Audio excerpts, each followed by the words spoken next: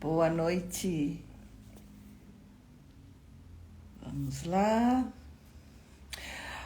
Quem tá entrando, vão mandando aviãozinho aqui, convidando os amigos, porque hoje essa live vai ser daquele assunto que todo mundo gosta, emagrecer. Emagrecer, compulsão alimentar. Convidem os amigos aí, gente. Boa noite, Cris, Marta. Espera aí, vamos convidar a doutora. Oi, Flora, bem-vinda, obrigada. Só um minuto.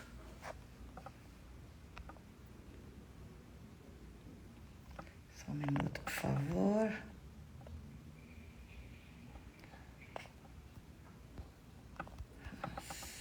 Só um minuto.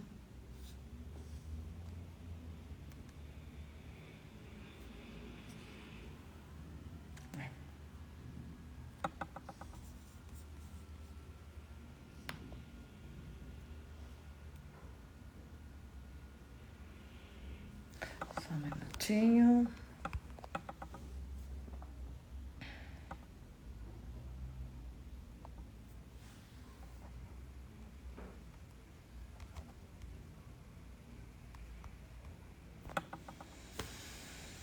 Ah, a doutora não tá aparecendo pra mim aqui. Espera um pouquinho, vamos ver o que tá acontecendo.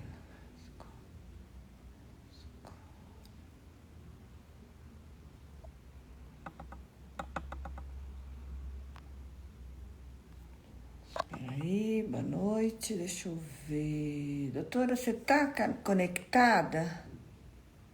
Manda, peraí, deixa eu ver aqui. Será que ela tá como clínica? Só um minuto, peraí. Tava falando com ela agora. Peraí, deixa eu ver aqui.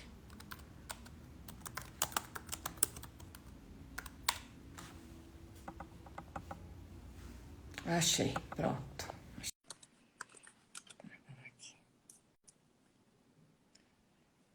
Bom, boa noite. Agora achei. Então, estamos aqui. Eu sempre fico tensa até vocês aparecerem.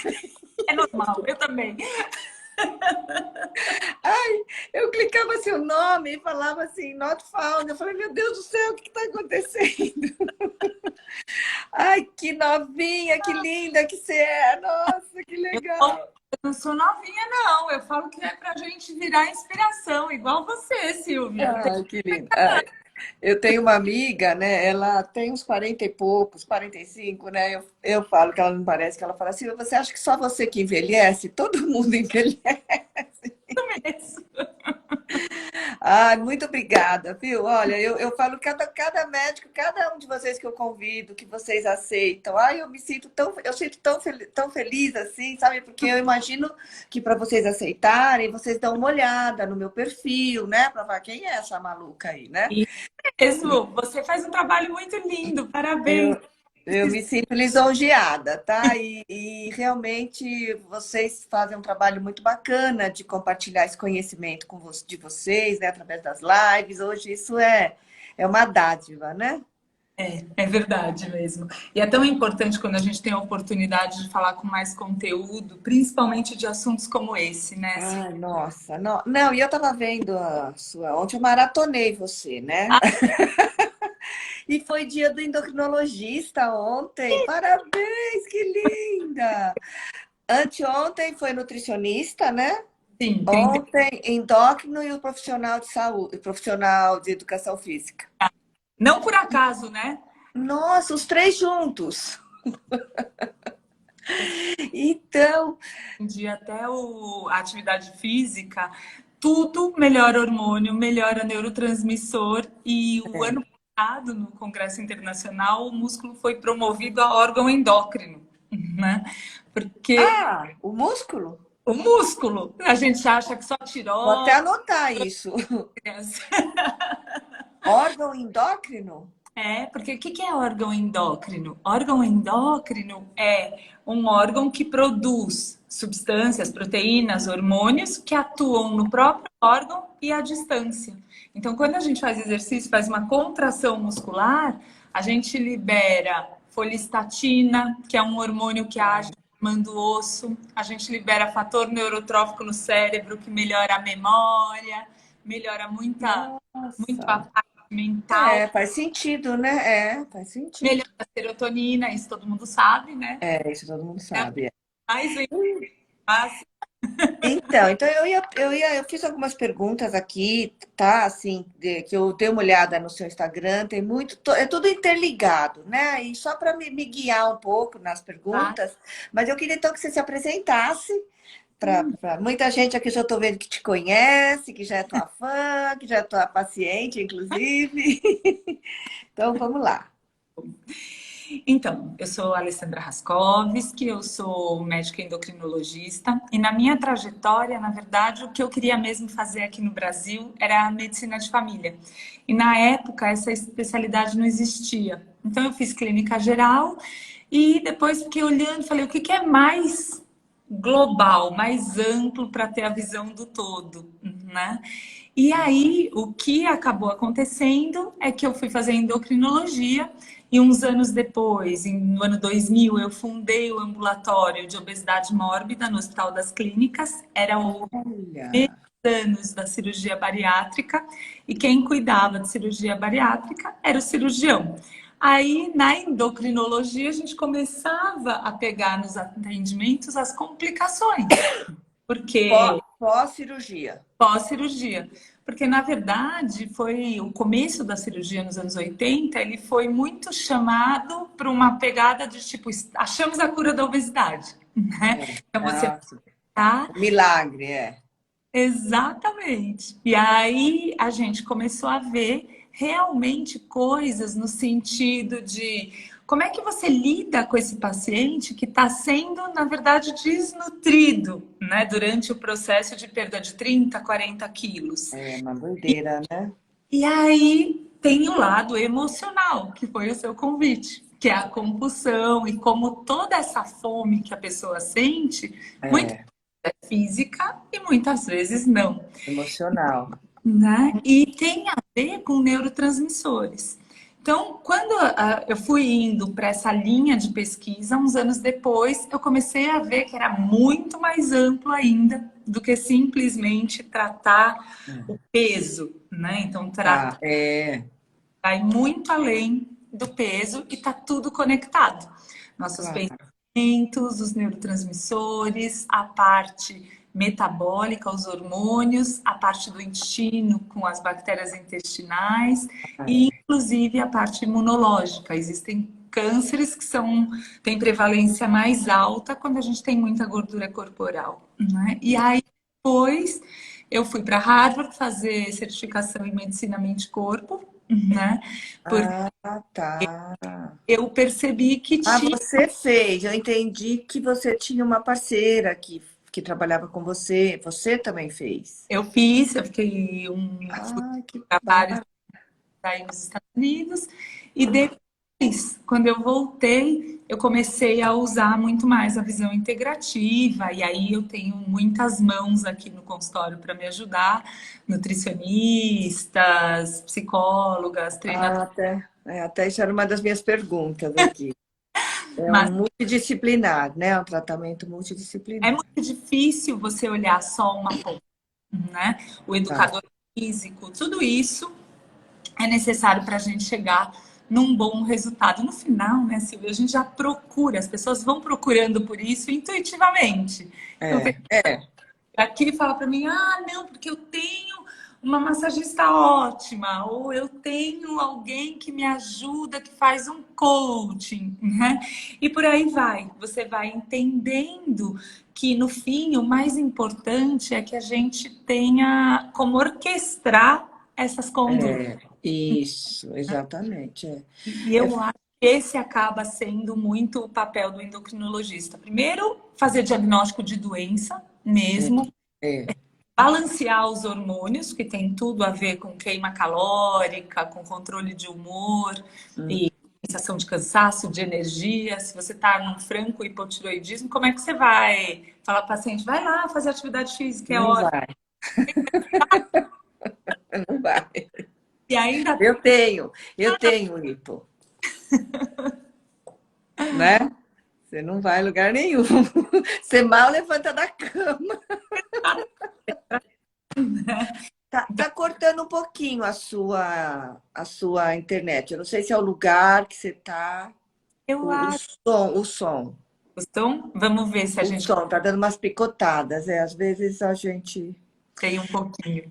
Eu vi ontem no seu vídeo do Dia do Endocrinologista, você deu uma explicação muito bacana que até eu coloquei aqui, né? Porque muitas pessoas acham que o endócrino, fala de endócrino, a gente pensa em tiroide ou em médico de regime, É claro. né? É, mas é muito mais do que isso, né? Então, eu gostei daquela explicação que você deu. Eu gostaria que você falasse. Então, assim, minha primeira pergunta para você é: o que é o endocrinologista e quando devemos procurar um endocrinologista? Então, eu acho o seguinte, endocrinologia, no meu olhar, hoje em dia, até aqui dentro, quando eu falei que eu queria fazer medicina de família, eu acho que a endocrinologia cabe em todas as idades, né? Para criança, para adolescente, para ver crescimento, para ver Sim. puberdade, hormônios.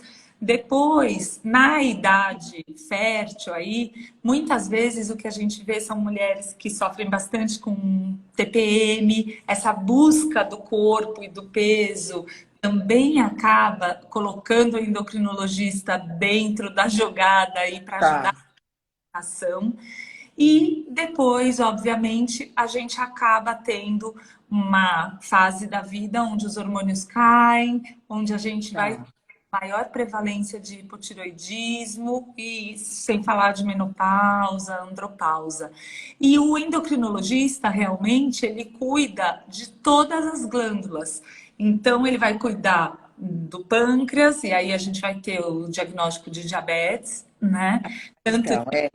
quanto tipo 2. O tipo 2 existe um termo até que se chama diabesidade. Por quê? Porque com o passar dos anos e com o aumento da resistência insulínica, o que, que é isso? Qual a diferença da gente para uma menina de 18 anos comendo um pão francês? A diferença é como você absorve esse açúcar. Porque a Tá. insulina, ela é um hormônio que guarda mais o açúcar dentro da célula, principalmente na gordura abdominal. Então, o que acaba acontecendo é que quando os hormônios são mais altos na juventude, a resistência insulínica é mais baixa, né? Então, as coisas funcionam melhor. E Tá. com o passar dos anos, ou se você ganhou muito peso, por isso o termo diabesidade, então muitas vezes o diabetes tipo 2 ele vem depois de alguém ganhando muito peso, sedentário. Então, é o que a gente chama que são as doenças de estilo de vida. E aí fica diabético, hipertenso, com colesterol alto. Problema de rim, Exatamente. O problema de rim, Sil, acaba sendo... insuficiência renal, né? Mas é uma complicação de um diabetes muito descompensado, em geral.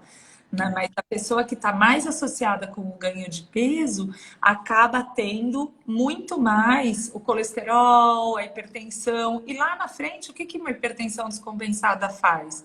Derrame, né? O AVC, Hipertensão também. uma gama enorme aí de doenças mesmo.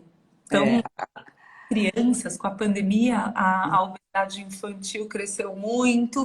É E verdade mesmo isso, doutora. Eu ouvi dizer duas coisas que eu fiquei bem, bem chocada, que a obesidade infantil aumentou e bebida alcoólica nos adolescentes também. Você já constatou? Já tem pesquisa? Oi? foi só adolescente que Não, bebeu. não, assim, não, todo mundo no geral, mas eu fiquei chocada do adolescente, assim, meu, ele tá em casa com a família dele, onde que ele tá bebendo? Junto com os pais? Foi isso que Infelizmente eu... é mesmo, viu? O que acontece é que eu acho que o álcool acabou entrando num contexto mais de normalidade, né? Pois pois é, Então, deve ser. e na realidade, uma frase que eu brinco sempre com os pacientes aqui, eu falo assim, que remédio você usou na pandemia? Porque a pessoa pode usar o doce como remédio, a pessoa pode usar o Ah, álcool remédio, porque todo esse consumo pode usar atividade física, né? Tá, Pode a namorar, mas não estava dando muito. é. A perda da convivência, das relações interpessoais, ela foi muito significativa nesses tempos de pandemia. O isolamento, As né? pessoas focaram em alguma coisa para liberar, né? Bebida, comida. Videogame em criança e Ah, adolescentes tá. jovens, Netflix. Quem não se afogou em série aí em alguma É. pandemia e desestruturou totalmente o sono, por exemplo? Ah, é verdade. Nossa, é verdade. Atendi algumas pessoas ganhando peso no início da pandemia e elas falavam assim, não, mas eu estou fazendo a mesma coisa, só que agora eu fico vendo série até tarde, eu estou trabalhando de casa mesmo, então eu vou dormir É, 3 horas da manhã e acordo às 11, então tá tudo bem. Não, não tá tudo bem. não tá. Hormônios, eles são liberados com o que a gente chama de ritmo circadiano.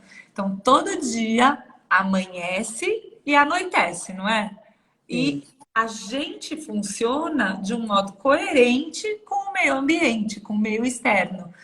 E existe um termo que é a cronobiologia, que é, por exemplo, logo de manhã a gente tem a liberação de hormônios, por exemplo, de manhã melatonina está baixa. Melatonina é o hormônio indutor do sono.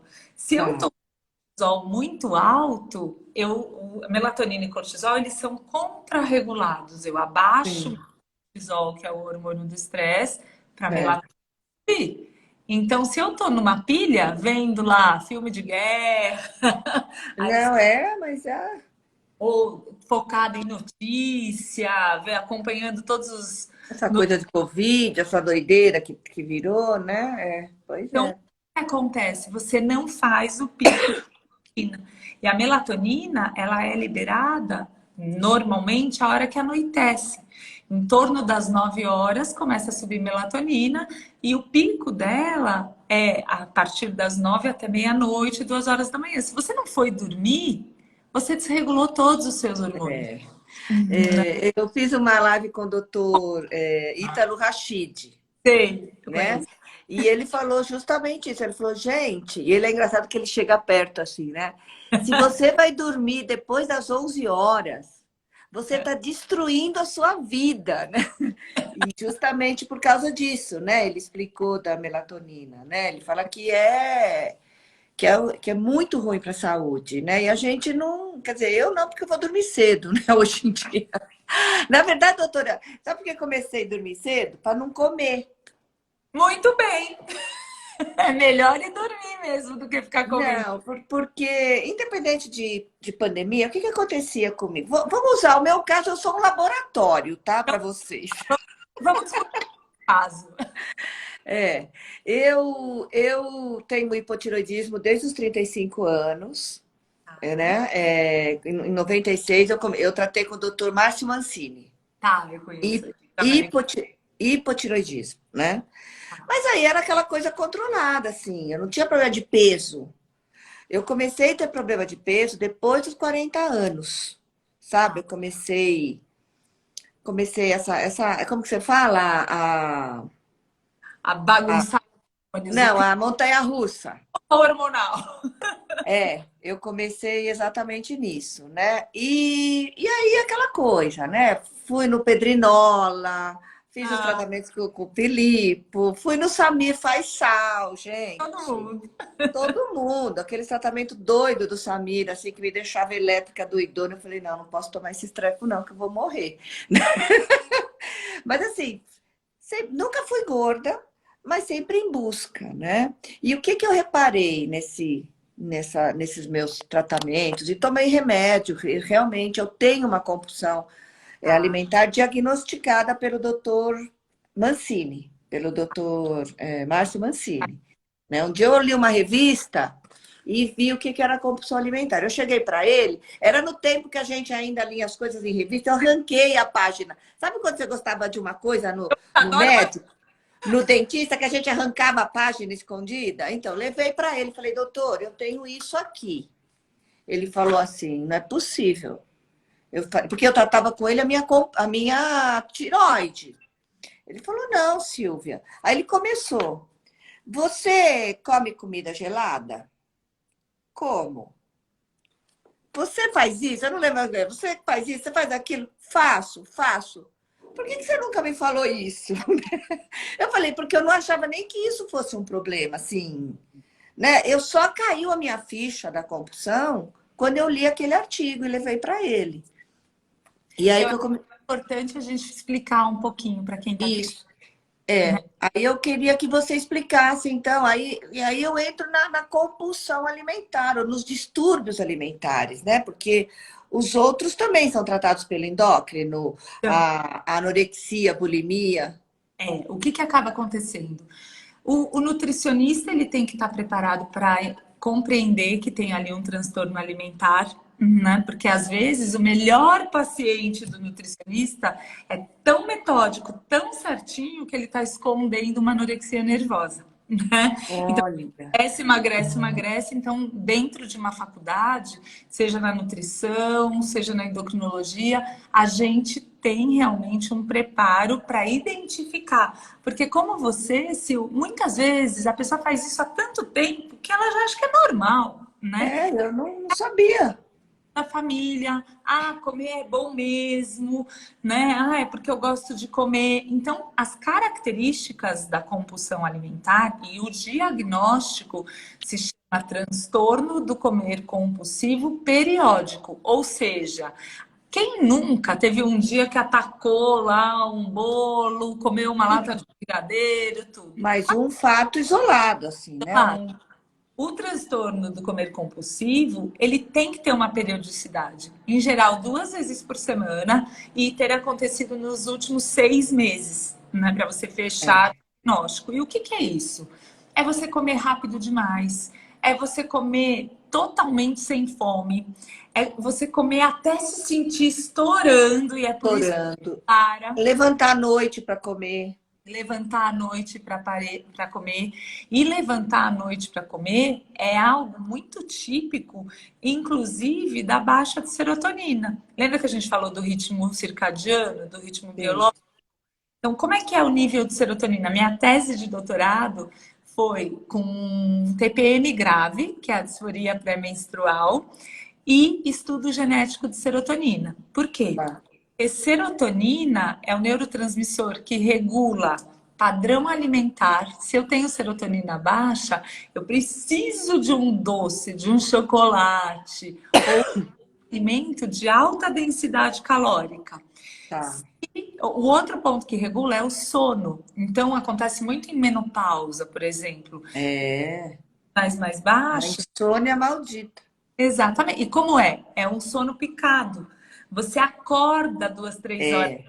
Às vezes você vai deitar linda, leve e solta, né? E aí, exatamente, realmente acaba percebendo que o sono fica alterado quimicamente. E o outro padrão é a labilidade emocional. Às vezes nem é uma depressão em si, mas você flutua o humor, né? Independente está acontecendo externo. Alguém comentou aqui, a Flora está comentando, comer escondido. Isso é outra característica, porque você tem sensação de culpa, né? Então é muito comum as pessoas, eu sempre conto uma história que às vezes eu chego em festas de casamento, tudo, e vou para a mesa dos doces, eu estou indo comer. Aí você vai vendo, às vezes tem paciente, ou mesmo quem sabe que os endocrinologistas, as pessoas vão saindo de perto. Eu falo, eu vim comer, pode comer. Problema, eu falo, depois você vai chegar em casa e vai comer pão com manteiga. Comer escondido. Tá. Comer um bom, vem aproveitar. Mas tem algumas dicas, o que você pode fazer? Se você sabe que você funciona assim, você começa a adestrar, né? Então, se você chegar lá e ficar conversando com alguém do lado da mesa de doce, o que vai acontecer? Você já sabe, eu já sei. Você vai indo, né? Você vai parar a hora que não aguenta mais. Então, o que você faz? Você chega lá, você vai, visita a mesa inteira, vê todos os doces que tem, e escolhe e combina com você mesma. eu tô com muita vontade, eu quero 3 doces, 4 doces. Pega, monta um pratinho, porciona e vai E comer. faz. E eu ainda brinco que se todo mundo ficar falando comigo, eu levo para casa para comer em paz. É, Essas coisas são um comer, você sai do piloto automático, porque é isso que acaba acontecendo, né? E é, em geral, um maior gatilho para os transtornos alimentares, é aqui bulimia e comer compulsivo, geralmente são dietas muito restritivas. Então, as pessoas acabam funcionando num mecanismo de tudo ou nada, e que ou elas estão, eu brinco que está sempre na cabeça aquilo, ou você está preocupado com o que você comeu e morrendo de culpa, ou você está preocupado que você tem que fazer dieta, que você não pode comer. Então, tem uma é. ocupação de espaço, é um elefante dentro do cérebro, né? Então essa coisa da falta de comida, dessas restritivas, é mais na cabeça do que no corpo mesmo, Não, para dar o distúrbio, para gerar esse distúrbio. É mais na cabeça ou é o corpo mesmo da gente? multifatorial, né? Se Tá. você tem realmente uma tendência, a serotonina mais baixa, se você já percebe isso, você vai ver que você tem uma tendência maior. Não tem pessoas que têm realmente uma tendência à adição? Eu posso pegar uma taça de vinho e pronto, posso ficar meses sem tomar.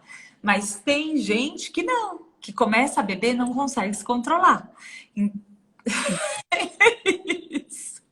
Tá com o Para serviço. mim, é mais fácil eu não tomar do que eu tomar uma taça. Você acredita? Sim. Se eu falo assim, não, não vou tomar, eu fico aqui numa boa, todo mundo tomando, eu tomando água. Mas Ah, parece que dá uma loucura se eu quando tomo uma taça. Mas por quê, Sil? Porque o sistema de dopamina é o que a gente chama de sistema de recompensa do cérebro. Então, quando você tem uma sensação muito prazerosa com vinho, com um doce, É, você liga esse sistema do quero mais, quero mais, quero mais. E aí você precisa cortar o vício, né? é, Então, é. nesses momentos é importante o quê? Fazer roteiro. Então, você pega, você vai olhar ali, vai fazer, tá bom. Então, por isso que muitas vezes a gente dá dietas um pouco mais fixas, mas não para sempre. São estratégias. Alguém está colocando aqui, eu sou assim com chocolate. É. Chocolate tem teobramina, que é uma substância super dopaminérgica. Então, ela estimula mesmo isso. E aí, Sim. o que acontece? Existe mesmo uma memória afetiva também. Eu adoro chocolate, né? É. Então, se você já tem toda aquela questão de gostar, do prazer, e até porque essa química chega uma hora que vira hábito. Se você come todo dia, o que vai acontecer? Você vai acostumar. Então é difícil quebrar o hábito, né? Ó, me tira do prumo o chocolate, a cara. Porque a gente não fica educada, né? E não tem a irritação que dá aquela pessoa que quimicamente, que não tem nada disso, ela pega um bombom, come metade e fala, ai, tá bom, e deixa. Você fala, quem tem, eu me lembro na tese de doutorado, quando eu defendi a tese, porque a TPM é um modelo muito bom para estudar a serotonina baixa, né? Tá. Porque na fase de TPM, do pré-menstrual, cai a serotonina. E eu Tá. peguei mulheres magrinhas. Eu peguei só mulher que nunca teve histórico de ganho de peso, para não ter viés, para não ter Tá. confusão. Tá. E quando eu fui avaliando essas mulheres, foram 180 mulheres, 100% delas comia mais doce e carboidrato no período pré-menstrual, para essa compensação química. Eu defendi a tese no Hospital das Clínicas e eu me lembro de mulheres falando assim: não, mas, doutora, é a única época do mês que eu pego arroz e jogo leite condensado e como de colher na panela. Meu Deus. Porque melhora o meu humor, porque eu acalmo. Então, É. percebe o quanto é químico. E aí, o que a gente sabe? Quem que dá mais compulsão? Gordura, né? O leite, a gordura do chocolate ao leite. Por isso que se fala tanto de vamos tentar trocar por cacau 70. Porque o cacau 70 ou até 80 ou 90, ele tem teobromina, que dá um pouco de sensação de bem-estar e energia, mas ele não dá essa compulsão, né? Tanto que quem é compulsivo mesmo, Hum, eu falo isso, ele fala, ah, não, chocolate, cacau 70 para mim não é chocolate, então eu não quero comer. é, eu E não como. vai treinando. Quer dizer, eu não sou de chocolate, né? Eu como muito, meu problema não é o chocolate. O que você Não é, gosta? é o vinho, para E mim, assim, é o vinho e a comida mesmo, carboidrato, pizza, comida, gordura, bacon. geral, é comida salgada com alta densidade calórica. É, o meu é esse. O meu O é. sanduíche, é a pizza, é a... Eu sou essa aí que pego o bombom, como uma metadinha e eu nem experimento. Então, assim, mas em compensação, se me colocar uma pizza, eu como inteira. Assim, sabe? Na loucura, na fúria, nos dias de fúria. É isso mesmo. E aí a gente toma, vocês, o endocrinologista também passa remédio para isso, né? Passa remédio. E, na verdade, existe um trabalho comportamental que é fundamental, né? E o outro ponto, só para a gente deixar claro, quais são os outros transtornos, né? Existe um termo em inglês que é o binge eating. Então, binge eating, a tradução é ataque de comer, que é meio essa... Não consigo... Então, essa revista que eu li estava em português, mas eles colocaram binge. Isso. Binge, era o nome da doença, era binge. E É. foi o médico que me falou, Silvia, isso é compulsão alimentar. É engraçado você falou, mas eles chamam de binge qualquer distúrbio. É porque tem gente que tem binge isolado, só na TPM, e não Ah, tá, 2 vezes por semana nos últimos 6 meses, entendeu? O tá. diagnóstico de transtorno de compulsão periódica é o binge mais frequente, digamos assim. Ah, tá, E o tá. que é a bulimia, né, que a gente escuta tanto? A bulimia é um ataque de comer, é você comer grandes quantidades de comida, né, num pequeno espaço de tempo, sentir muita culpa depois e usar métodos purgativos para se livrar do peso. Provocar vômito, usar laxante, usar diurético, exercício. Então, muitas vezes, aquela pessoa que faz exercício 2 vezes por dia na academia, ela está usando o exercício como uma purgação, né? Então, ela come, morre de culpa e vai para academia. Ela come, morre de culpa e vai para academia, né? Então, a gente tem que entender em que É mesmo? Mas é você indo para academia, você realmente emagrece. só que você Você faz. elimina aquilo que você. Não, você é assim, dieta, isso é uma questão, muita gente escuto várias vezes. Não. Ai, não é justo, eu faço tanto exercício, mas eu não emagreço. Emagrecer é caloria também, é o tipo de nutriente que entra, né? Porque se você comer comida de verdade, você vai estar mais nutrida, então você fica mais satisfeita e com menos sensação de fome física, né? Sim, tá. E o que acaba acontecendo é que quando a gente come só pizza, sanduíche, por exemplo, entra num café, num hotel, numa viagem, num café da manhã e pega croissant, pãozinho É. doce de leite, Nutella, fritura. O que que acontece? É muito maluco porque você faz um pico de insulina, você tem uma queda de açúcar e depois de 2, 3 horas, se passar uma coisinha gostosa, você pega fácil. Se você fizer um café da manhã mais proteico, por exemplo, fizer um omelete, você não tem a mesma vontade de comer, a mesma fome tão rápido, porque Sim, ainda fica mais estável, né? tá. É. E trabalhar com a alimentação também os pontos de saciedade, né? E é importante a gente entender que o exercício ele é saudável, mas o overtraining não. Olha, você está falando uma coisa que eu nunca tinha. Eu corria antigamente. E o que que eu fazia? Eu tenho uma frase, eu sempre comi demais, mas eu sempre treinava demais as corridas. Então, por exemplo, eu fazia um exagero, de manhã eu acordava e saía correndo, corria 10 quilômetros. Então, isso já é. É a purgação ou a Mas eu fazia para não engordar, tá? Assim, não é que eu era gorda e eu queria mais. Aquilo me deixava no 0 a 0, então eu sempre estava magra. Na verdade, você correr 10 quilômetros ainda não é um overtraining. O que eu tô falando é que tem pessoas assim, já vi casos, vou dar um exemplo que você vai entender bem.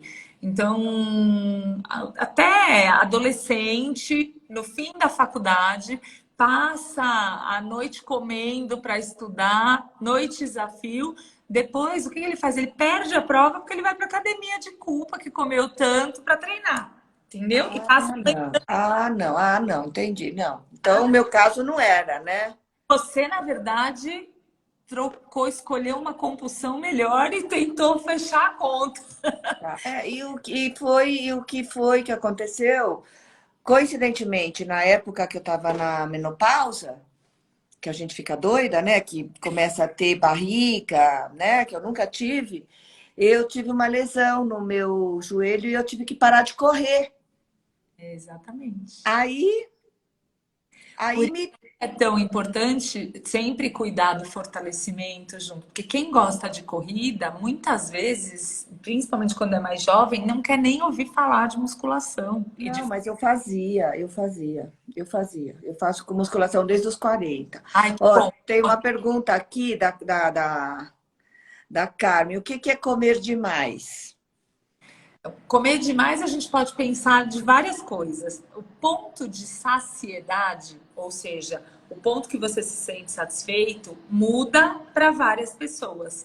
Mas existe uma média diária de consumo de caloria, né? Tá. Então, o que é comer demais, em geral, depende muito da ingestão alta de caloria. Porque às vezes você come uma pratada, muitas vezes aqui eu, com os nutricionistas, outro dia a gente pegou uma paciente que ela estava comendo, ela falou, eu tô comendo tão pouquinho, mas era tudo assim, queijinho, torradinha e uma taça de vinho. E ela não sei o que. A gente pegou e falou, ó, a gente vai fazer as contas e vai te mostrar. É, Arroz, feijão, salada, um bife, tudo tá dando menos caloria do que o seu pouquinho, né? é, Então, é. é com isso que a gente precisa entender. E comer demais é o que você come em excesso, porque a gente come para matar a fome física. E o que é fome Sim. física, né? Fome física, a hora que você encheu o estômago e você já pôs um volume X, a fome física acaba. Mas se você come super rápido, você não consegue mandar os sinais de saciedade. Você come com os olhos, você vai servindo mais. Então, por exemplo, jantar em família, refeições em família é sempre dito como algo positivo, inclusive para as dietas. Sim. O É. preparar a refeição, o entrar em contato é muito importante. Mas vamos pensar em uma família brigando na hora da refeição, né? Super acelerada e a pessoa lá comendo, comendo, através. Também é. Você não vai perceber o ponto de saciedade. Certo. Vai comer além da conta. E comer além da conta passa, então, por isso, pela caloria. Então, uma pessoa, para manter o peso, uma mulher, ela teria que, depende do metabolismo dela, mas acaba variando aí para manter peso, tá? Entre 1.500 e 1.800 É. calorias. Homem em torno de 2.000, 2.500. Depende da massa muscular. E depende também do que a gente vai queimar a caloria. O nosso metabolismo basal, mas também o metabolismo da termogênese alimentar, o próprio alimento para fazer digestão, tudo queima caloria, mas é pouquinha. E Tá. a parte da atividade física mesmo que a gente faz. Então a gente vê, por exemplo, um ganho de peso só pela diminuição de atividade cotidiana que aconteceu na pandemia. Mesmo É. a pessoa que olhou e falou assim, não, eu fazia 30 minutos todo dia. Só que está Tá. trabalhando em casa, sentado, né? E por outro É. lado, tem de muita gente que emagreceu na pandemia, porque eram pessoas que trabalhavam fora, sentadas o tempo inteiro. Ficaram em casa, ficaram às vezes sem funcionária, que aqui no Brasil não é a É. realidade É. daí, né? Então foram arrumar, foram preparar comida. tiveram mais conexão de prazer com o preparo do alimento. E quando você escolhe tomar um caminho de mais consciência nessas escolhas, é muito melhor. Sabe que Sim. há 2 anos atrás fizeram um projeto em Boston mesmo, que era para tirar ticket de refeição, né, das empresas e fazer cozinhas coletivas onde você Olha, comprava alimento de verdade, né? o Muito, funcionário faria. e os funcionários faziam uma escala para trocar e preparar a comida. E era muito Nossa, importante, né? Porque você vê que, primeiro, você troca hábitos, né? Então, eu é, tenho o hábito de fazer uma receita, uma verdura desse jeito. Você, se você cozinha de outro, um peixe ou o que. é, Então, você começa a compartilhar muito é, mais que uma refeição, é, né? é verdade. E isso foi uma brincadeira que eu usei muito no consultório durante a pandemia. Eu falei, tá, as pessoas ficaram mais em pequenas bolhas, né, de É, convívio, não se ia para restaurante. Eu falei, não, não leva, não pede comida, leva os ingredientes e faz junto, né? Então as pessoas ficavam na cozinha. Quer coisa mais gostosa? Você vai, você faz. E eu não estou falando exatamente de dieta. Eu estou falando de ter um processo de prazer envolvido com o ato de alimentação, sim, é. né? Porque E você, é, você vê, Alessandra, as pessoas hoje, principalmente na pandemia, pegaram o hábito até de não ir no supermercado pedir comida, não ir no supermercado, né? Por causa da pandemia do Covid, as pessoas começaram a pedir ao supermercado em casa. Então, nem aquele ato de se movimentar, desce, pega o carro, vai, passa, anda pelos corredores, nem isso mais as pessoas estão fazendo, né? E muita gente adotou isso, né?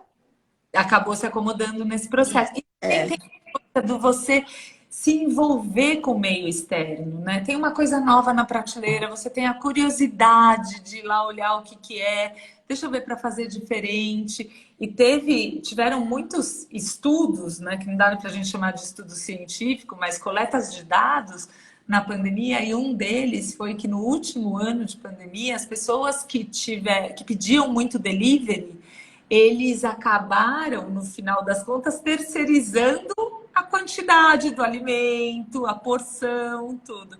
E houve uma média em um ano, de 6 quilos. Entendeu? não. Então, se Ah, você já fizeram esse. já fez, é um levantamento que eles acabaram fazendo. Então, olha o impacto que isso tem. Porque é verdade, se eu posso pedir uma salada no delivery. Ela Sim, pode até ok, mas aí ela vem uma salada enorme. Aí eu tô lá, eu tô sozinha em casa, ou o outro não quis comer a salada, você vai comendo, né? Então tá ali, tem a coisa do comer no piloto automático mesmo, né? Tem uma pergunta aqui que fizeram, como frear os gatilhos esses gatilhos da compulsão? Existe alguma técnica? Existem, sim. Então, algumas coisas. Lembra que eu falei do ritmo circadiano de tudo? Então, serotonina, o nível de serotonina, ela vem durante a tarde. Entre 4 e 7 horas é a queda de serotonina. Quem é Ah, um é quando eu fico doida. Exatamente, é essa hora. Então, o que que você tem que fazer? Cada um tem a sua. A minha, eu vou perceber 8 horas da noite porque eu tô terminando de atender. Antes eu estava ocupada, né? Isso, é. Uma beleza para comer, para gatilhar a compulsão, né? Então, quando você vê isso, você vai olhar e vai falar, tá, meu horário é 5 da tarde. Então, o que que a gente vai fazer? A gente vai fazer um lanche no mercado oficial. A gente já vai definir e vai deixar ali. E não precisa ser algo que não te dá nenhum conforto, nenhuma Tá. sensação de ansiedade. Esse é o horário que eu falo, vai, faz uma crepioca, faz um sanduichinho de pão integral, Faz pega uma coisa gostosa, né?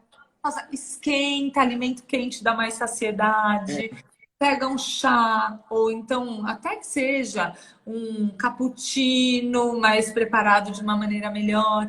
Então, algo que realmente te sacie. Porque se você fizer isso, pega um iogurte com uma granola, né? Você tá. tem as escolhas, a gente usa muito aqui na clínica umas receitinhas de bolo de caneca ou panqueca de banana com clara de ovo, é uma refeição aquilo. E você É verdade.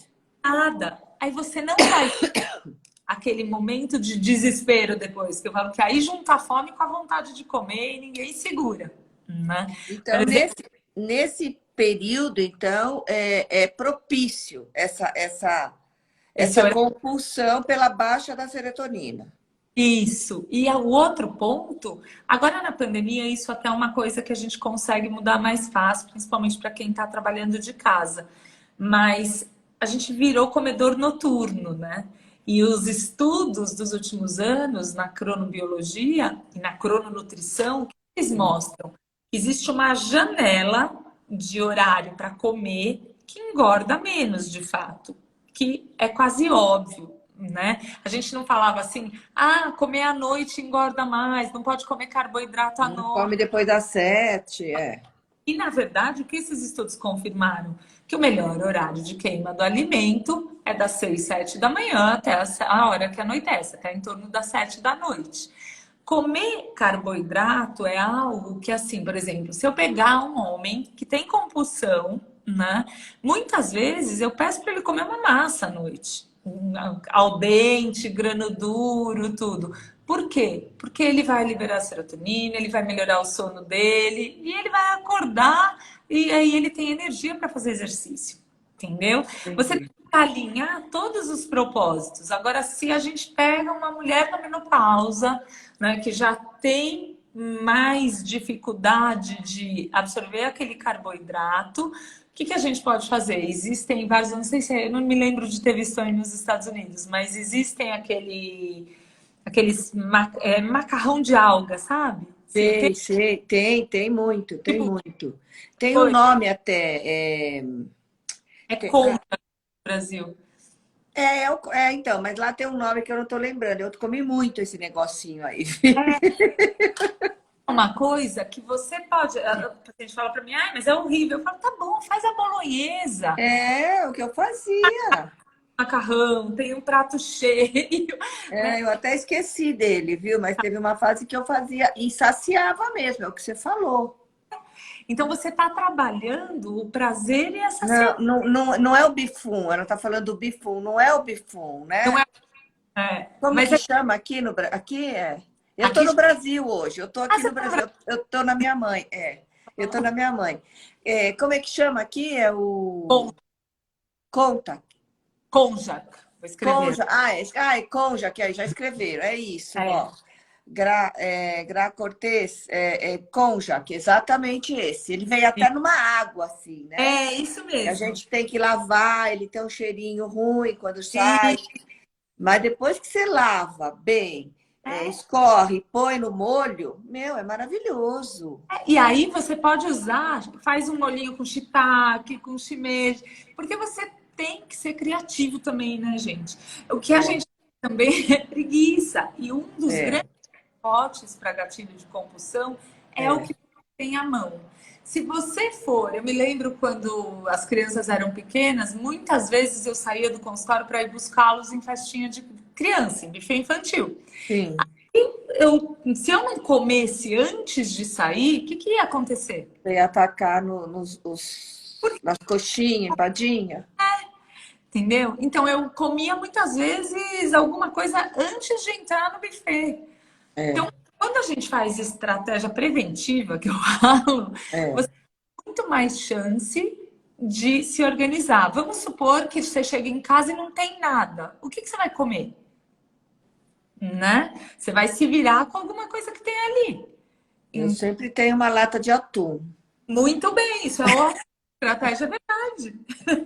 Não, a minha estratégia é o seguinte: você abre a minha geladeira, é uma tristeza, minha não tem nada. Meu irmão veio aqui, eles estão no sítio, né? E eu estou no apartamento da minha mãe. Ele falou, Silvia, mas que tristeza, essa casa, eu vou embora, não tem nada. Eu falei, Roberto, não tem mesmo. Não tem uma coisinha gostosa. Porque, sabe Você assim, tá com o inimigo morando ao lado, né? se a pessoa não sabe se controlar, sabe? Se a pessoa não sabe se controlar, então. tem que aguentar firme. Você abre aquela geladeira, às vezes até eu acordo, se eu vou dormir cedo, da meia-noite, me dá aquela vontade de comer, eu abro aquela geladeira, volto para a cama. E sabe uma coisa que às vezes você pode fazer? Você tem que ter coisas estrategicamente que não gerem a compulsão, que não liguem na compulsão. Então, por É, exemplo, o ovo, estão falando do ovo. isso, o ovo é O ovo é ótimo, maravilhoso, é. dor da pátria mesmo, né? E fora que ovo dá para fazer de 1 milhão de jeitos. É. Ó, estão perguntando se tem vinho aqui. Não tem, minha gente. Imagina, que eu vou dormir com o inimigo, como disse a... Não tenho vinho em casa. Entendeu? É, mas é, né? E É uma aí estratégia, não é? é uma estratégia. Por exemplo, se você tem que começar a criar acordos com você. Na verdade, eu gosto muito de fazer a analogia de comida e dinheiro, principalmente com compulsão. Então, que também é uma das faces, né? Eu me lembro no ambulatório do Hospital das Clínicas, com um nível socioeconômico mais baixo, tudo, muitas pacientes, depois da cirurgia, elas chegavam e falavam, doutora Leia, eu estou explodindo de gastar o dinheiro. Elas compravam um monte no camelô em frente ao hospital, né? Por quê? Porque a gente está falando da mesma coisa. Compulsão por compras, compulsão por comida, compulsão por exercício, que é a melhor, né? Compulsão por álcool. E aí você vai percebendo como você funciona. A partir disso, você vai trazendo para a consciência. E a analogia com o dinheiro, como é que é? Vamos supor, você foi fazer uma viagem, você gastou muito com os presentes de Natal. O que você faz racionalmente?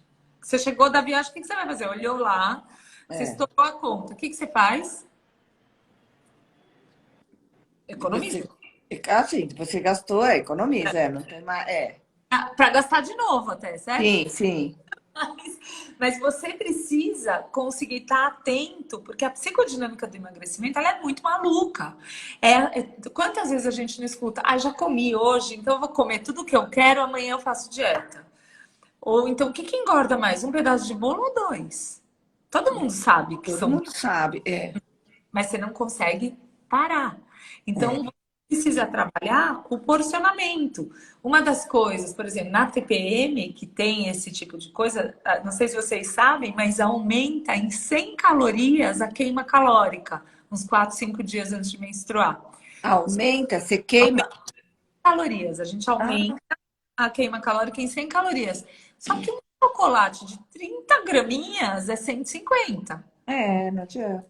Se você ligar, como adianta, Sil, desde que você faça o quê? TPM, o que é uma estratégia? Faz 2 lanches da tarde, faz o seu lanche tradicional e coloca antes da hora da larica, né? Coloca lá o docinho, mas você vai pegar, você vai pegar lá 30 gramas, você vai picar, vai separar num papel alumínio, que seja, e vai aproveitar, vai comer.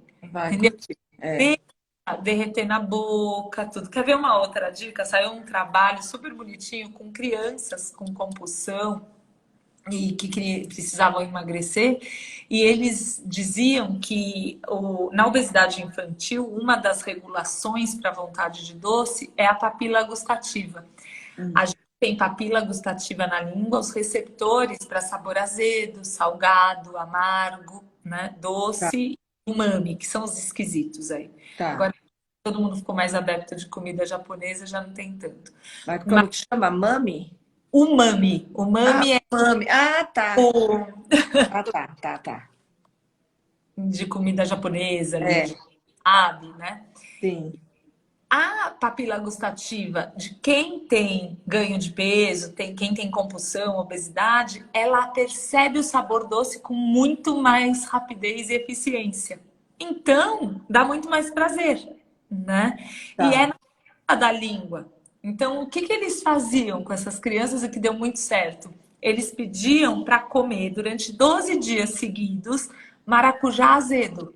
Abre o maracujá e come de colherinha. Né? Por quê? Porque você vai mudando a sensibilidade para o doce. Né? E aí depois o doce não fica tão doce. Então tem muitas coisas envolvidas. Né? A gente tem receptor para doce no intestino inteiro. Então começa na língua, mas a sinalização depois para o hipotálamo, para o cérebro, ela é a gente fala de conexão gut-brain, né? Sim, Intestino. sim, tá. Você, então, essa estratégia aí do maracujá, o café sem açúcar também funciona? Sim, É igual, não é? mas sem adoçante. Sem adoçante, sem nada, sem Ah, nada. exatamente. Também, né? Você muda o seu paladar. Exato. Entendeu? Ai, que legal. Ó, Carmen, não sei se você toma café. Bom, eu tô chocada com a Carmen aqui, que a Carmen é minha seguidora, já virou É, amiga. Eu não sabia que ela era doida da comida também. Pelas coisas que ela tá escrevendo aqui, eu tô assim, ó. Eu acho que ela é uma japonesinha bonitinha, magrinha, daquelas que só come um pouquinho. A bicha tá falando que come muito. Ó, mas você vai falar a técnica do maracujá. Se você gosta do café, o café também me ajudou muito, viu? beleza. A me controlar, né? E é importante mesmo ir treinando, porque quanto mais doce a gente come, maior, mais a sensibilidade para o sabor doce fica, né? O maracujá que tipo é o maracujá normal, né? Não é o Mas maracujá doce, é o o maracujá normal. maracujá docinho, não vai adiantar. Certo. Deixa eu fazer mais uma pergunta aqui. Eu tô achando que tem muitas dicas aqui, eu tô anotando bastante. Como evitar o efeito sanfona? Tá. Então, o efeito sanfona, o que que a gente tem que entender? Isso é bastante importante. A obesidade, ela é uma doença crônica, né? Que tem, não é falta Ah, caráter, falta de vergonha na cara. E, na realidade, o que mais desregula os sistemas regulatórios de ganho de peso? Ganhar gordura, tá? Então, se eu engordo 10 quilos e aumento a minhas células de gordura, encho os adipócitos, esses adipócitos, no Covid a gente não escutava, a obesidade aumenta muito o risco. Por quê? sim. A obesidade inflama, produz interleucina 6, produz vários fatores de inflamação, por exemplo, como o Covid também faz, tá? Tá, A gente fica num estado de hiperinflamação quando a gente ganha muito tá. peso. E essa gordura, ela causa o que a gente chama de uma neuroinflamação. Eu vou ser simplista, porque é super complexo essa regulagem, mas os mecanismos regulatórios, eles fazem o quê? Eles controlam os mecanismos de fome, de saciedade e de queima calórica. Então, quanto mais eu engordo, mais eu diminuo minha queima calórica, mais eu aumento minha fome e pioro minha saciedade. Quando você emagrece, perde peso, por si só você já melhora esses mecanismos. E Tá. uma coisa, isso é uma das frentes. Então tem vários hormônios que foram descobertos no decorrer desses anos que regulam isso. E a gente fica sempre pronto para, na verdade, voltar para o peso inicial do que a gente perdeu. Proteger, né? Ele se protege. Entendeu? Ele se protege. Quando que a obesidade é considerada crônica? Assim, Então, existe um. existe. Geralmente é pelo histórico da pessoa, né? Tá. Então, existem fatores genéticos, sim, tá? Existem muitos genes associados à obesidade. As doenças que são muito estudadas são as doenças monogênicas. Monogênicas é assim, por exemplo, você tem um gene que dá alteração na leptina, que é um hormônio que regula e que dá uma obesidade muito, muito severa. Ou você tem doenças como Prader-Willi, que tem uma compulsão, um problema no hipotálamo, mas essas doenças são mais raras. O que a gente vê é que a obesidade é multifatorial e tem vários genes que podem, por exemplo, existe um gene chamado FTO. Esse gene é prevalente em 20% da população, é muita gente. E Tá. ele dá menos saciedade, Ah.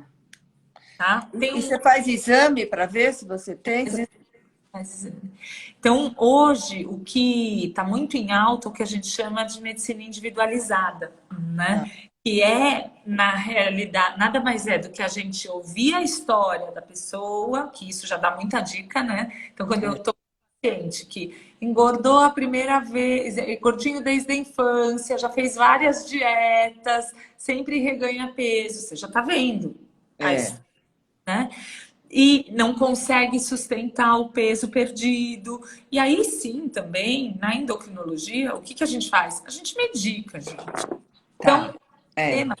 aqui no Brasil, né? Eu tenho um amigo americano que ele fala assim para mim, eu não entendo, dá para você me explicar porque se o Brasil não é o segundo país de obesidade do mundo, por que que ele é o segundo maior prescritor de Ozempic, Saxenda, tudo? É a vaidade, é o uso indiscriminado, né? Ah, E tá. existe muito essa conexão. Então, os estudos sempre eles vão ser feitos para ganho de peso, obesidade, índice de Tá. massa corpórea acima de 30, né? Tá. Tá. Mas também acho isso caindo Acima de 30, né, o IMC? e acima de 40 é a obesidade mórbida, que não se usa mais essa nomenclatura, que hoje se usa obesidade severa, porque você dá um estigma, né? Tá. Eu uso esse nome, mas o que eu acho que é importante a gente ter em mente, muitas vezes as pessoas falam, nossa, mas essa mulher é magra que está aqui com você no consultório. Só que se você tinha 60 quilos e você está com 66, você não pula para 80, para 90 de um dia para o outro. Então você tem que cuidar antes mesmo. Você tem que É. perceber essa evolução. Óbvio que considerando o conceito de peso factível, que é o peso que você sempre teve, foi capaz de ter, né? Então, às vezes a pessoa fala assim para mim, eu sempre pesei 65 quilos, mas eu quero pesar 55. Eu falo, será que você tem organismo para isso? É. Provavelmente não. E muitos dos transtornos alimentares nascem disso. Porque você quer forçar a. Um peso muito mais baixo.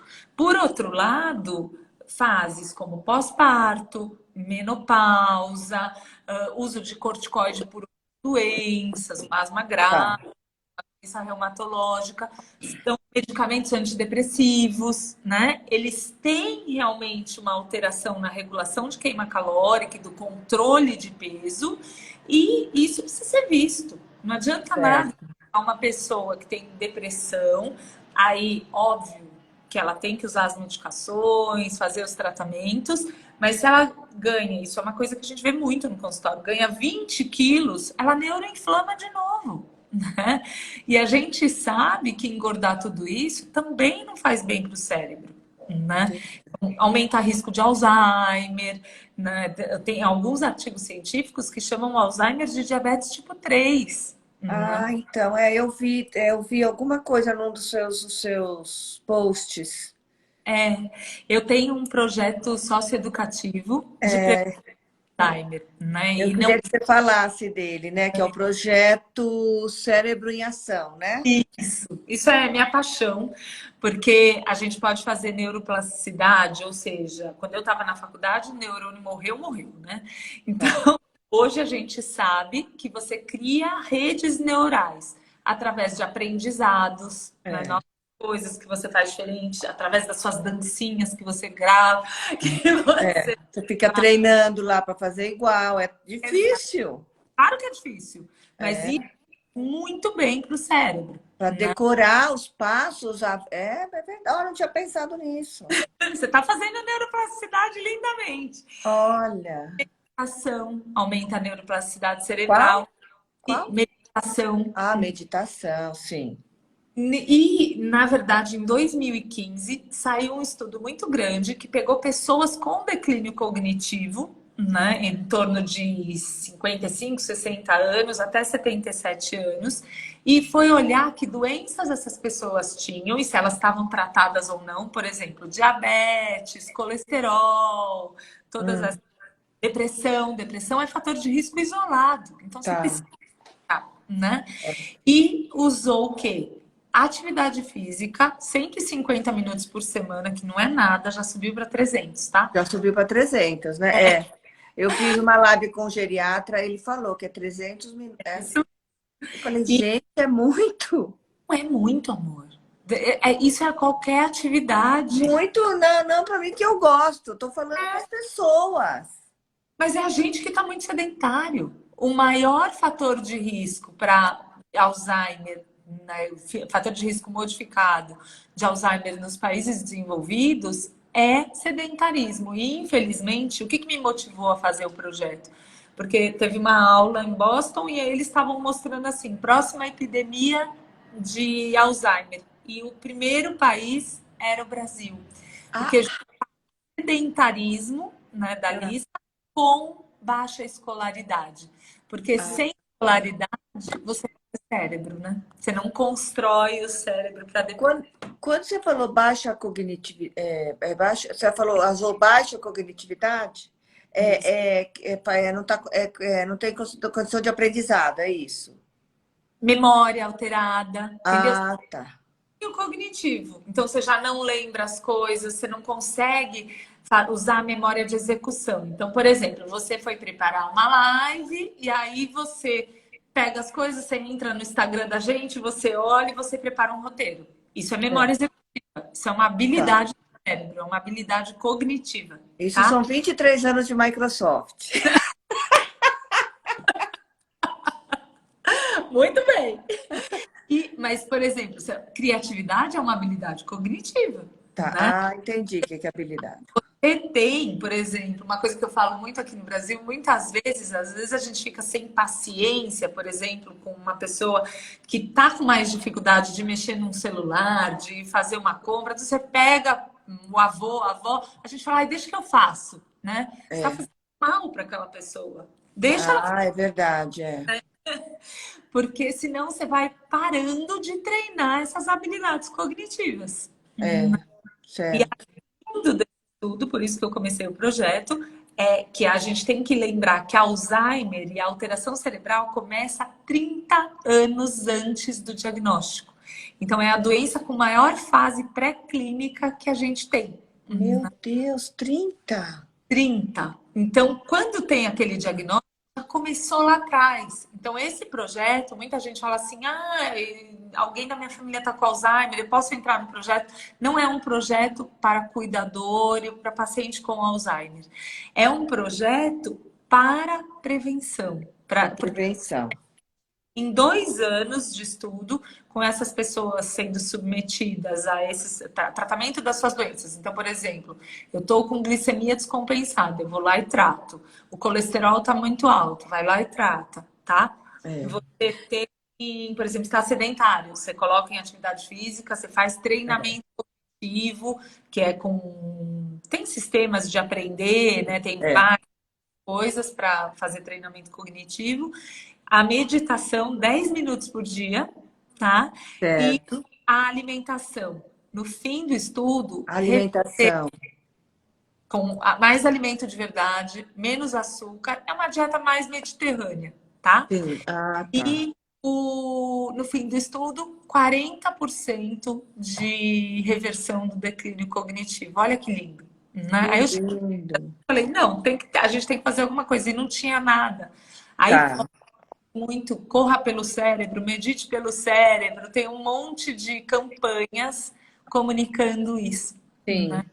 É, eu sigo a doutora Ana Cláudia Quintana.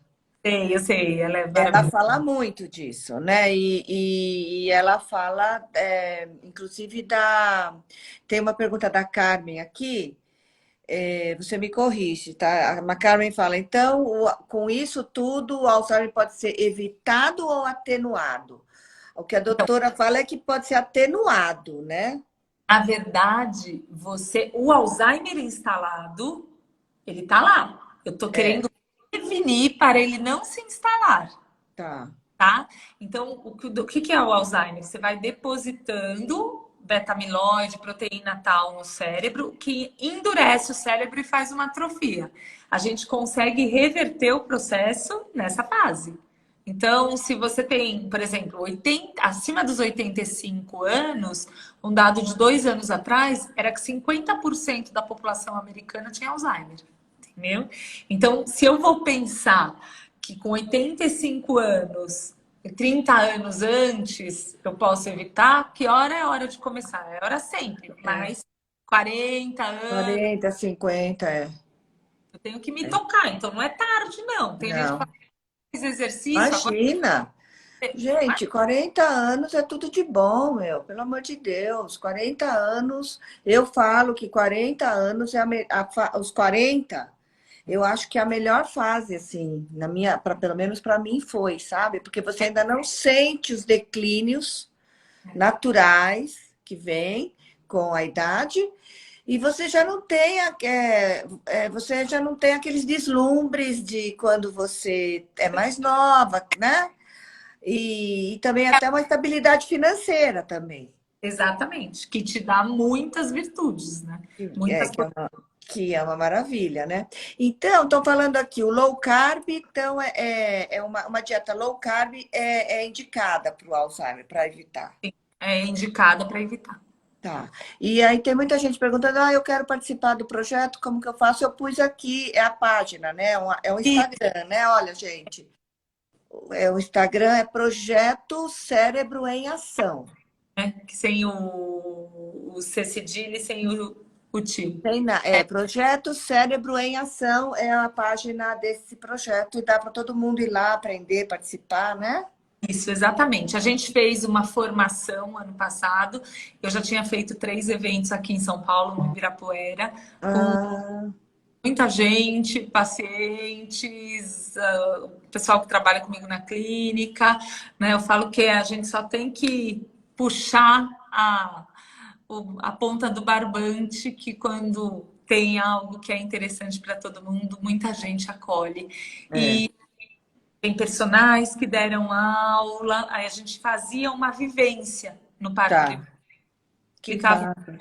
a nutrição, fez a parte de atividade física e a Lilian Gouveia ensinava a meditar, né? E é o multidisciplinar mesmo, né? É um trabalho com vários profissionais ensinando, né?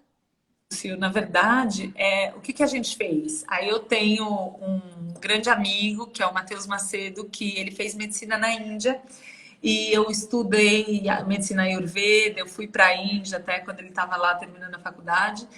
E aí a gente começou, ele virou um dia e falou assim, mas aonde você vai chegar fazendo 3 eventos em São Paulo? Você tem que rodar mais pelo mundo com isso.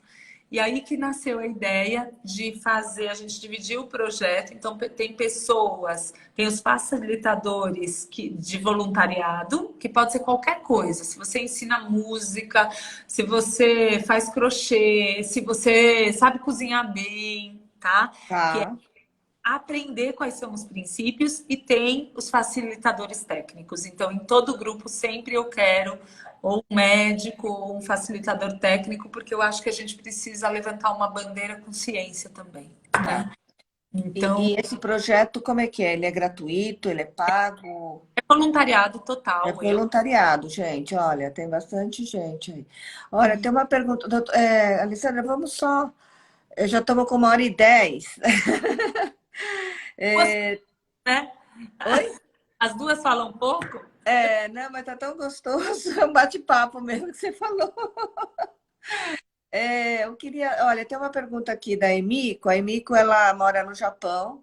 É uma Tá. gourmet, tá? Mas são gourmets, ela e o marido dela, são uma graça. O que que você acha sobre a dieta cetogênica? Tá. A dieta cetogênica é uma dieta bastante difícil de fazer, né? Porque a gente sabe que ela limita a ingestão de carboidrato e de açúcares para menos de 10%, mas tem muitos estudos associando cetogênica com melhora de doença bipolar, de depressão bipolar, ela começou a ser muito estudada como uma medida terapêutica para epilepsia, porque o sobe e desce do açúcar, da glicemia, da insulina é muito ruim para esses estímulos irregulares no cérebro. Sim, Então, tem muito estudo para epilepsia, sim. existem estudos para depressão, para transtornos do humor e sim para Alzheimer, tá? O que Ah, como fazer na prática? Existem pessoas que, por exemplo, se você pega alguém muito compulsiva, não adianta mandar fazer uma dieta cetogênica, ela vai ter compulsão rebote, muito provavelmente, né? Então, com o decorrer do tempo, a gente vai treinando as pessoas para conseguirem fazer momentos cetogênicos ou pelo menos low carb. Só que se você está muito descompensada, muito inflamada, com certeza isso não vai dar certo, É, né? é. Fazer, mas a dieta cetogênica eu não costumo usar como dieta para mim é uma palavra que significa o modo que eu me alimento, Tá. né? É, é. Né? Então, a dieta, que é considerada em todos os trabalhos a melhor dieta do mundo para uso crônico, digamos assim, é a mediterrânea, né? É Ela sempre Mediterrânea. A Mediterrânea só dá uma repassada aí. É peixes. é peixes, é muito folhoso, muita verdura, azeites, são frutas ricas em fitoquímicos, tipo frutas vermelhas, arroxeadas, né? Cheias de resveratrol Tá. e realmente você tem carboidrato de baixo índice glicêmico. Como que um italiano verdadeiro de raiz faz uma massa, né? Ele É, faz dano duro, ele não deixa isso. molinha ali, né? Ele faz É, uma, é. A tá? Mediterrânea ainda é a. Que ela é um estilo low carb, não é? Assim, Ela é um ela é estilo. low carb. É que se você pensar em dieta mediterrânea, quando você vai estudar os países, né, mediterrâneos que têm uma longevidade enorme, com baixa de doença cardiovascular, você está falando no final de um estilo de vida inteiro, né? De exposição, É o estilo de vida. de caminhar muito, É, né? É só o fator realmente a comida, né? sim, é o estilo. Isso é um estilo inteiro, né? Ótimo. Então, só para finalizar agora, uma pergunta que muita gente é uma dúvida, inclusive eu mesma já tive essa dúvida. Não tem a ver com obesidade, mas só para a gente fechar, tá? Dentro do endócrino, do endocrinologista, que todo mundo me pedia para trazer um endocrinologista, viu? Porque é o que você falou, né? Muito rico, né? Olha o tanto de assunto que você está cobrindo, cada assunto, e nós nem falamos de tiroide, hein? Pelo amor de Deus, olha, esse povo todo que está aqui, metade tem hipotiroidismo, a outra metade tem hiper, tá? Que eu conheço um monte delas aqui já. A modulação hormonal feminina para a fase da menopausa é só o ginecologista que faz, ou é o endocrinologista, ou pode ser qualquer um dos dois profissionais? Pode ser qualquer um dos profissionais. Eu acabo trabalhando muito em conjunto com o ginecologista, Tá. né? Ah, Então, tá. eu acho que a gente tem um olhar mais do todo, né? Dessa parte hormonal, tudo. E o ginecologista, ele tem o olhar melhor do que o endocrinologista do órgão, Tá. né? Ah, Para fazer um exame ginecológico, tudo. Mas eu acredito muito num trabalho conjunto. Então, não, e eu sempre acabo trabalhando conjuntamente. Mesmo que o paciente tenha outro ginecologista, tudo, em algum momento a gente acaba alinhando conduta, porque afinal tem dois médicos que discordam ou não se falam, se discordam, não tem nenhum, né, não, Silvia? é claro, exato, é. Não, e você sabe que depois da live do Dr. Ítalo Rachid, ele me convenceu a fazer, porque eu tenho histórico de 3 tias por parte de mãe tiveram câncer de mama. E eu comecei a fazer o bioidêntico, aí eu ficava passando o creminho, ai, isso vai me dar câncer, ai, meu Deus, se eu tiver câncer, ai, quer dizer, ia ter, né? Mas aí eu tenho até que começar, agora eu quero marcar com a minha ginecologista, eu decidi fazer, Mas sabe? há quantos anos você está na menopausa? Porque o que Então, só é a janela de eu oportunidade. tô na janela, ainda tô há 7 anos, né? Ainda tô na janela, são 10, né? É, são 10 anos, Eu exatamente. aprendi isso numa live com a doutora Joelle também, que ela é ginecologista. Ela falou que agora, nessa minha idade, vou ter que fazer muitos exames cardiológicos, né? Isso. E tem um exame tem um teste aí, né, que tem que fazer também de DNA. Como é que é? De É, DNA não. na verdade, se você tem histórico familiar, existem os testes tipo BRCA, tudo. Ah, isso, ela falou. Se Ela você falou. genética forte mesmo, né? Vou fazer porque a qualidade de vida, eu tô com 60. Eu tô sentindo, sabe? O hormônio, eu acho que quem realmente pode fazer, tá bem acompanhado, tem que fazer. E aí agora conversando com vocês, sabe?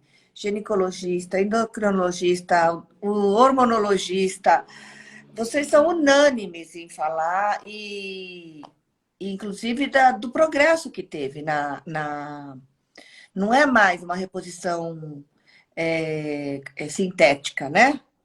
Exatamente. Então, isso, eu acho que assim, a mulher que faz reposição hormonal precisa estar acompanhada. Esse é o compromisso, Isso, né? Porque qualquer coisa que aconteça, a gente pega precocemente. é isso Então, aí. a contraindicação relativa é uma mulher que não é aderente a tratamento e a fazer exames de controle, né? E existem as contraindicações formais mesmo, que a gente tem que cuidar. Mas, de um modo geral, realmente eu acho que tem muito benefício. A longevidade aumentou muito. Não Não dá, já estamos falando da quarta idade agora, né? Olha, foi uma delícia. Acho que a gente podia ficar aqui mais uma hora. Ó, o povo tá aí, firme e forte. Olha lá, ó. O povo não vai embora, Alice. Você deu ibope aqui. Mas olha, você é uma simpatia. Muito obrigada, tá? E a gente vai se falando. Quem sabe a gente faz uma outra mais para frente de tiroide, né? Que é uma coisa assustadora. É uma doença silenciosa também, não é? É muito prevalente. A gente costuma dizer que assim, todos os hormônios vão caindo com a idade, né? E o que é do mesmo jeito que tem a menopausa, tem a tiroidopausa, né? Tendo menor produção hormonal mesmo. Não tem, eu realmente eu aprendi muito com essas lives com vocês, viu? Eu sou muito grata a todos vocês. Então é isso, pessoal, vai ficar gravado. E aí, sua e essa inspiração para tanta gente. Obrigada a você, tá? Todo esse ensinamento que você passou para nós aqui. Muito obrigada, tá? Um beijo para vocês e vou salvar agora a live, tá? Aí eu vou te marcar, Alessandra. Tá Tá? Um ótimo. beijo grande. Todos, Tchau. obrigada para todos que eu vi aqui, as pacientes e amigos queridos. Então, você também você tem um fã-clube bom aqui. Um beijo, tá? Obrigada. Tchau.